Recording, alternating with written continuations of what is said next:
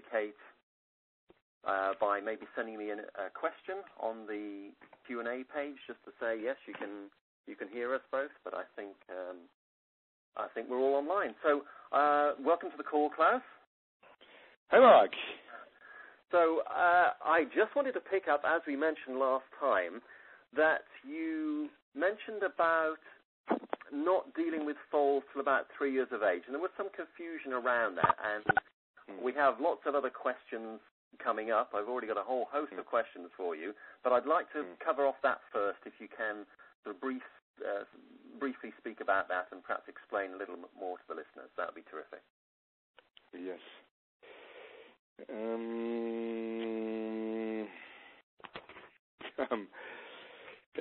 Just I need some seconds, Mark, to come in, because I mean, on one hand the theme is a bit wide. On the other hand, it's very simple.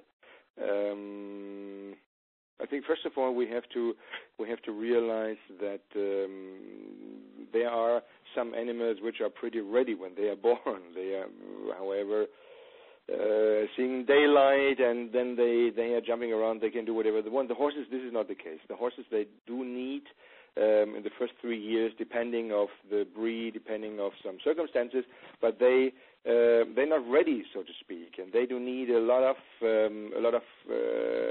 let's say very, very, very special care. And if this care is not done in the right way, then exactly. Mark, you can hear me? Yeah, keep going. Because there's some noises in the line, but this is. Yeah, I'm afraid we're a bit transatlantic here, so we've got it's always a little bit crackly. So. Yeah, okay. So the point is that they do need a real special care, which, and this is I think the point, which is so different from what we think that we should give the horses, and so different, for example, from how we are maybe with ourselves, with our children. However, it's really pretty different. Just to give you one example, and I've been talking even, Mark, we did meet in Holland. Uh-huh. I've been talking in Holland shortly also about it. In the herd, it's like this, that you have pretty few struggles inside of the mare group about the ranking. The ranking is something which is given from the mother, for example, to the foal. At least most of the time in a regular way. And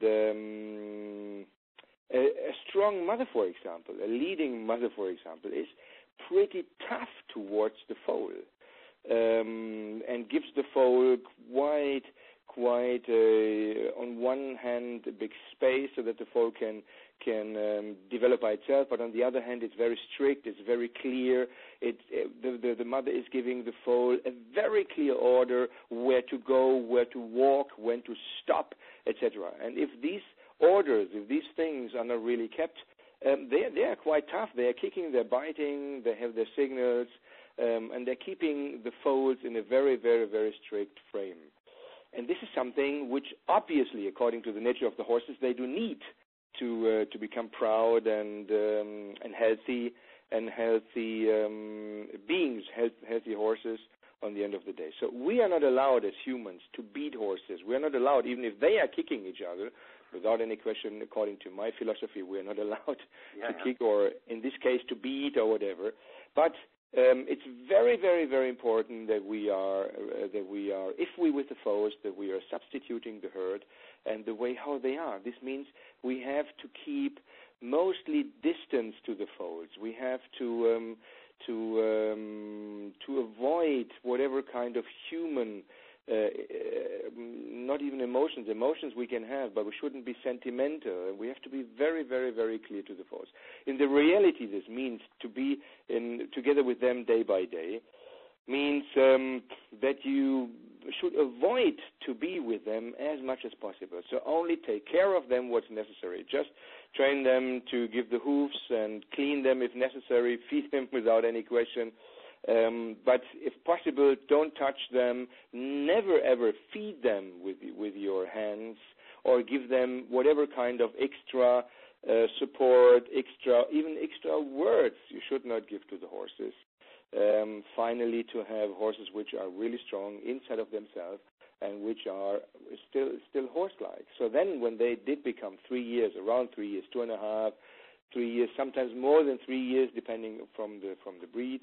Then you have horses, which are really horses, and the funny thing is that whatever you're trying to do before 3 years, like starting them to train with 2 years, 1.5 years, whatever, you will get it so much quicker if they are then, when they are 3 years old, if they are then being taken as, so to speak, normal horses, and in no time you will, or you may have them as partner and as authentic beings. This is the very important thing. So what we are producing with them, if we are not in this authentic way, in, so to speak, in a copy of their natural